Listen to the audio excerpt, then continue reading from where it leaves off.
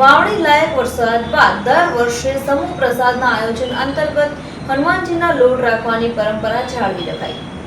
ધારી શહેરના નવાપરા વિસ્તારમાં લોકોએ વર્ષો જૂની પરંપરાને આજે પણ જીવંત રાખી। વાવણી લાયક વરસાદ બાદ દર વર્ષે સમૂહ પ્રસાદના આયોજન અંતર્ગત હનુમાનજીનો લોટ રાખવાની પરંપરા જાળવી રાખવામાં આવેલ છે। નવાપરા વિસ્તારમાં રહેતા દરેક સમાજના લોકો, વાડી વિસ્તારમાં રહેતા દરેક મજૂરો, ગામના દરેક મૂંગા પશુ પક્ષીઓને વર્ષમાં એક જ દિવસ જમાડવાનો રિવાજ આજે પણ જાળવી રાખવામાં આવેલ છે।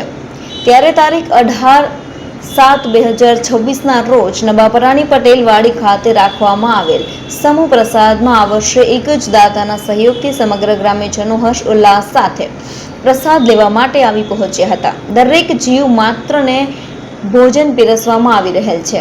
આ માટે પટેલવાડી ખાતે નવાપરાના આગેવાનો, વયોવૃદ્ધ, વડીલો, નવયુવાનો, બાળકો અને મહિલાઓએ હાજરી આપી હતી। જેમ રજનીભાઈએ કીધું તેમાં વર્ષો જૂની અમારી પરંપરા છે કે ગામના કોઈ પણ વ્યક્તિને છોડ્યા વગર ગામના સીમમાં રહેતા મજૂર હોય કે પછી ગાયો હોય, કૂતરા હોય, દરેક માટે આ ગામ એક વખત વર્ષમાં લોટ કરે છે।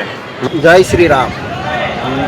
નવાપરા ગામ વર્ષોથી જૂની પરંપરા ચાલી આવતી આજે પણ એ પરંપરાને અમે નિભાવી છે।